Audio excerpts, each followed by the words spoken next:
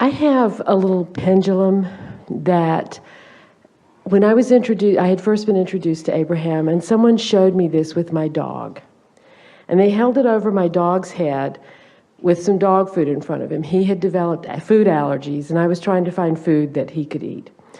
And it would turn in the yes direction if they put food in front of him that had nothing he was allergic to in it. And it would turn in the no direction when they had food in front of him that he was allergic to. Is that non-physical energy moving that pendulum? What was making that pendulum move? Well, there are a variety of things to understand about that. If you are holding a pendulum, looking, you know what she's talking about? Looking for an answer to something that you feel confusion about. That's actually my question, because I do that. Then what the pendulum tells you is what you believe. Okay. Because the pendulum is responding and you are affecting it even though you don't know you are, because it's happening at an unconscious level. And this is really a nice discussion to begin the day with, because law of attraction is responding to what you believe too, and the pendulum is responding to law of attraction. Okay. So if you want to know what you believe, you could play it like that. We wouldn't, for this reason. If we were standing in your physical shoes and creating, we would not be working so hard to figure out what we believe in that way. We would be wanting to identify our desire and line up with it, because modifying beliefs is part of what deliberate creating is. You follow that?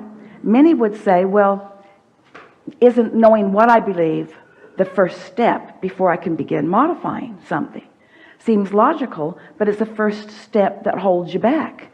Because as long as you're focused upon what you believe, you're practicing the vibration of what you believe. And so you're not allowing yourself to move into a new place. We feel your pain. We don't really, but we know you like to hear that. In that, you have to start somewhere. And so you must be thinking, well, I have to start somewhere, and isn't knowing where I am an important part of it? And we say, yes, certainly it is, but the relationship between what you want and who you really are, that's the gap that we want you to be aware of. And of course, there are lots of ways of going about it. Well, when I first got it, I used it all the time, but I find now I didn't trust myself. Then, do I really feel this? How am I really feeling? And that sort of clarified it, but now I just go with my feelings more. We want you to realize that it should not take much for you to come to realize what you believe, because it's showing up all over the place, in the sense that you're feeling it, you're feeling it, you're feeling it in scenario after scenario after scenario, and what you believe is manifesting all around you. In other words, this can't be hard. What you think and what manifests is what you believe. And sometimes it's hard for people to hear that. A belief is just a thought you keep thinking. A belief is just a habit of thought. And a habit of thought, think about what we said yesterday, a habit of thought has quite a bit of momentum going. So beliefs are thoughts that have a lot of momentum going, and when they have a lot of momentum going, they have more attraction power going, and when they have more attraction power going, then they have more manifestational power going, and so you get what you believe. Esther argued with us in the beginning. She would say, but it's true. It's true. I think I should talk about this because it is true. And we explained many times that there are many things that are true that you don't want active in your vibration, and many things that are true that you do want active in your vibration. So why not be a selective sifter and care about how you feel, so that you're activating the things that you want, because you have complete control over your point of attraction. And conversations like this help you to realize that you don't really know that you have complete control over your point of attraction. It's sort of like what's meant to be or what's coming. And we say, really? What's meant to be is what you're offering vibrationally, and you have control over that. I know, but what's meant to be? What's meant to be is what you predominantly are thinking about. I know, but what's meant to be? What's meant to be are the thoughts that you keep thinking about. What's meant to be is the vibration that you continue to offer. What's meant to be, or what is going to be, or what is being, is about what you're offering vibrationally. I know, but I think I should ask the pendulum. I think I should have to ask the pendulum. And do you ever hold the pendulum and hope that it doesn't tell you what you know it's going to tell you? You know what it's going to say. I never did that. You know it. So you just wad it up and put it in your pocket. Never mind. I'll wait until you're smarter. Yeah, well, sometimes it's like, please go, you know. So yeah, I sort of had that feeling that it was me more than. But hear this. The reason that sometimes that gave you guidance that was beneficial is because since it is responding to what your point of attraction is, and since it is responding to what you believe, you are intuitive. In many cases, you were right on. You were already sensing what the dog was doing well on and what the dog was not doing well on. In other words, the dog is projecting that too. You are much more in communication with each other and with the animals than you are giving yourself credit. You are psychopathic.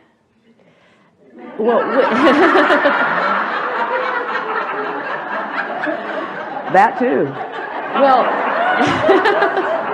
with my dog, because I wasn't doing it with my dog. The woman who was selling the dog food was doing it with the dog, and she didn't know what he was allergic to. I hadn't shown her the little report. No, but she knew what she wanted you to buy. Well, and she knew what she had experience with before, and she had been down that road before. Okay. In other words, she had an opinion, and her opinion was influencing the pendulum. Okay. And that's not a bad thing. Everyone's opinion is influencing everything. Your opinion is your point of view. Your point of view is what you are radiating commonly. And your point of view often is not really in sync with the words that you're offering, because quite often you're feeling something that you're not saying. And so it's really a wonderful thing when you finally just come back to the simple fact that what's manifesting around you matches what you believe. And if you don't like what's manifesting around you, then you would do well to begin the modifying of your beliefs.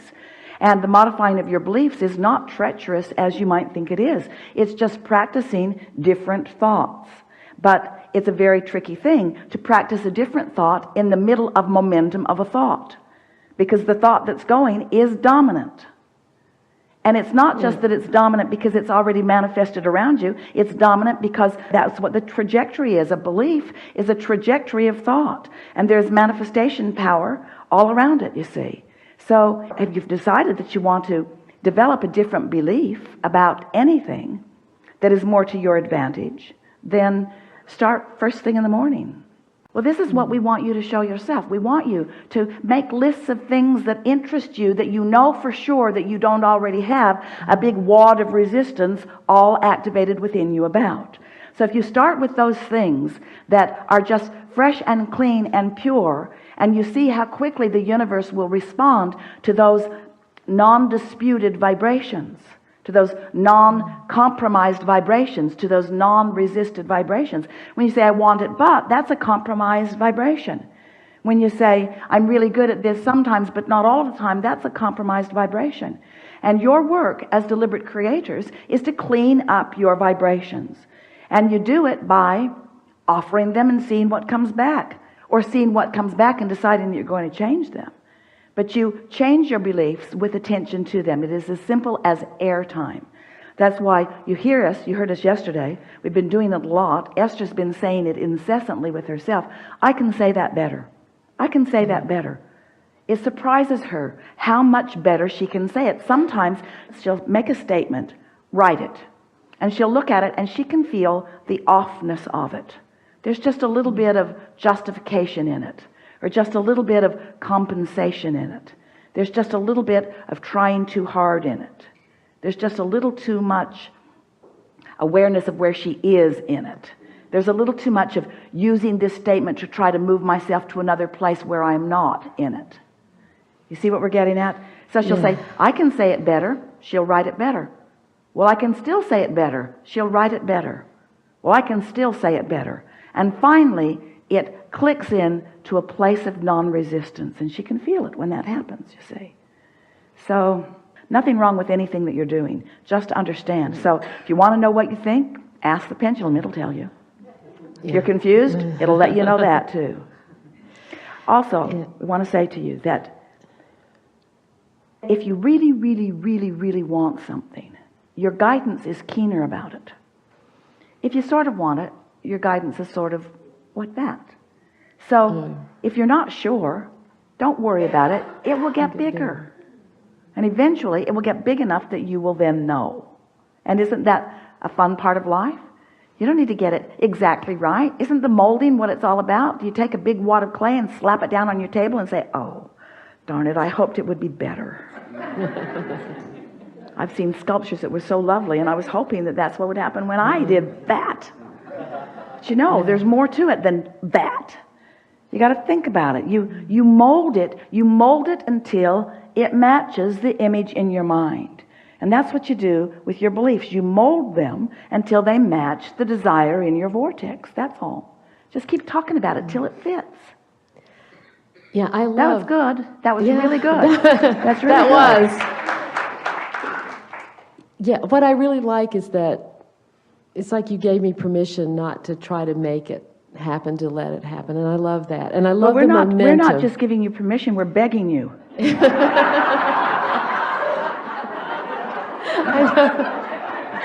I'm starting to listen. Just be easy about this. Don't make it hard. And we know you have some beliefs to overcome because they've convinced you that you're here to prove worthiness and that Source is superior and that you are inferior and that you're being judged by what you do. And so we know there is some unraveling to do or some replacing of beliefs to do before you can really say, really?